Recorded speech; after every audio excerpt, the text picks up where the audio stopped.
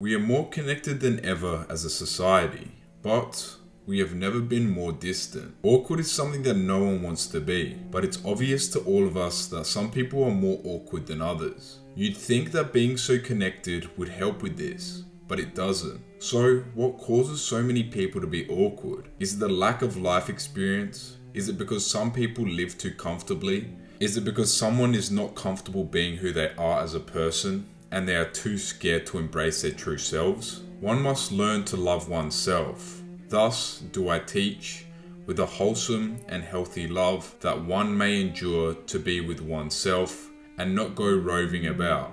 Nietzsche. Awkwardness is not merely a consequence of limited life experience. Rather, it can stem from a complex amalgamation of things. A lack of self-awareness, self-image issues, societal expectations, and one's comfort in being in their own skin all play a role in a person's confidence. Some individuals navigate social landscapes with ease, their confidence rooted in a profound acceptance of their authentic selves, and knowing they can handle any situation whether they have the experience or not. Others, however, may grapple with awkwardness when they feel compelled to conform to societal norms, concealing facets of their true identity in order to fit in and cover up any insecurities they may have, instead of creating a change in their lives.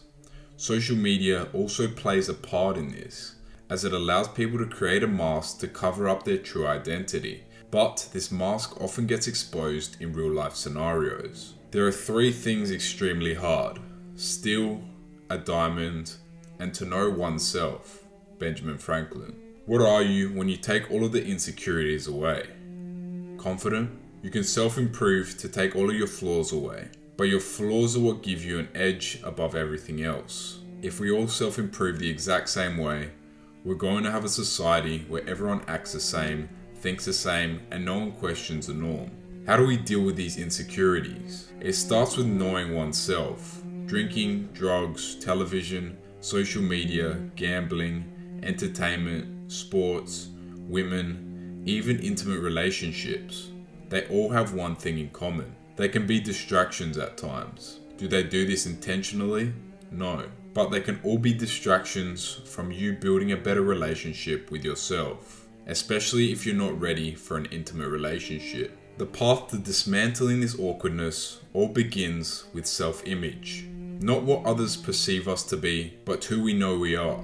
So, how do you sculpt a positive self-image? Self-awareness. Developing a high level of self-awareness allows us to understand ourselves as individuals, to understand how we act, to understand our weaknesses so we can make adjustments in order to improve and to excel in the areas where we are strong. If you don't know that you don't know, how can you ever expect to develop the awareness in order to make change in your life? So, be aware of your actions, your habits, the societal pressures that you might conform to, and how you are as an individual. This is how you can make adjustments in your life.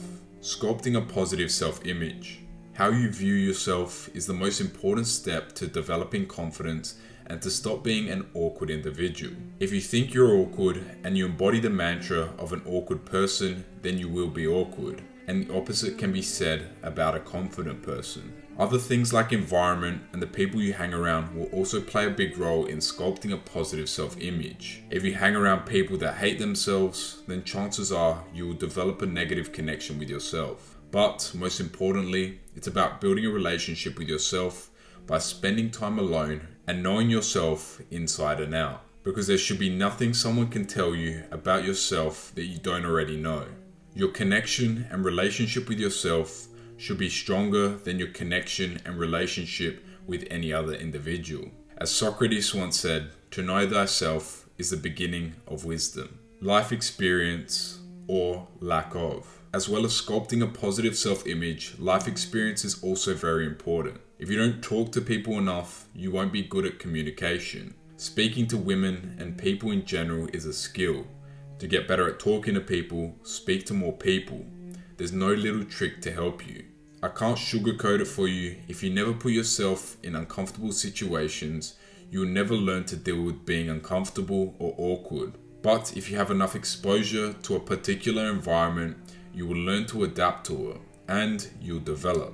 This life experience will help you develop poise, become smooth, become better at speaking to people, become better at thinking on your toes, and help you become better at speaking with conviction and clarity.